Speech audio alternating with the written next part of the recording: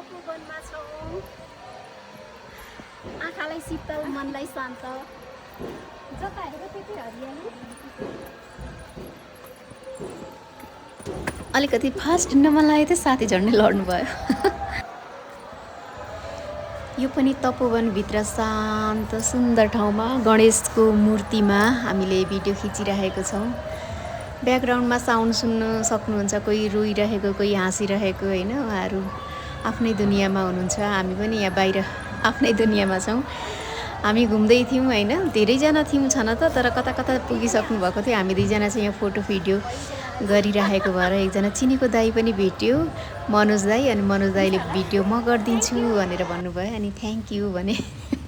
यो चाहिँ कुमुदाले मेरो भिडियो गरिदिइरहेको छिन्, अनि मैले चाहिँ क्यामेराको अलिकति पोज मेरो मिलाइरहेको छु। क्यामेरा अलिकति यस्तो गरेर खिच भनेर।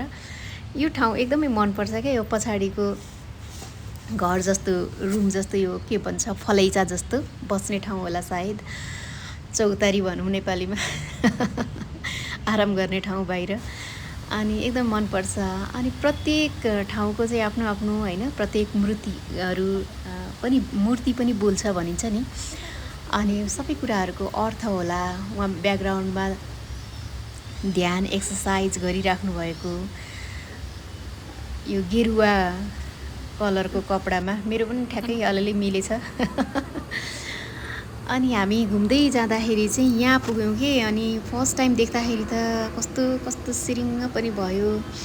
अनि एक्सेप्ट गर्यो दिमागले पनि, हामी पनि त यसरी नै जाने हो, अन्तिममा प्रत्येकको अन्त्य यसरी नै हुन्छ जस्तो भयो होइन। कति कुराहरू देखिसकिसके पछाडि चाहिँ हामीले अलरेडी दिमागले पनि एक्सेप्ट गर्दो रहेछ कि हाम्रो पनि यही हो भन्ने। अनि यहाँ चाहिँ एकदम गहिरो खोला रहेछ तलपट्टि, माथि प्लेन पनि जाँदैछ है। मेरो साउन्ड अलिकति नसुनिन सक्छ। अनि कुमुदाले मेरो भिडियो खिचिदिँदै छिन्।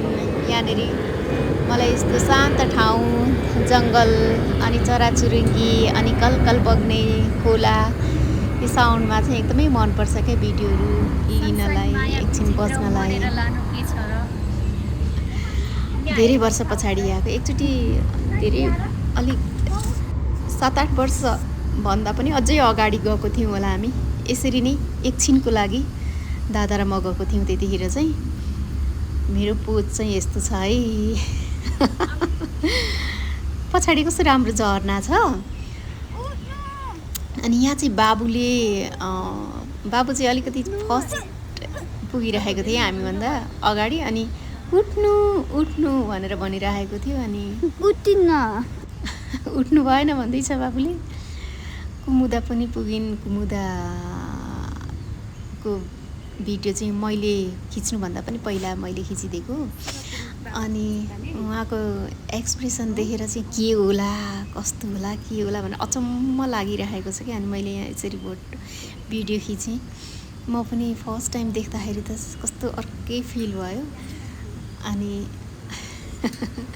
भिडियोहरू हामीले खिच्दैछौँ, एउटा मेमोरी हुँदो रहेछ कि। म कति भिडियोहरू पुरानोहरू हेरेर टाइम पास गरिरहेको हुन्छु।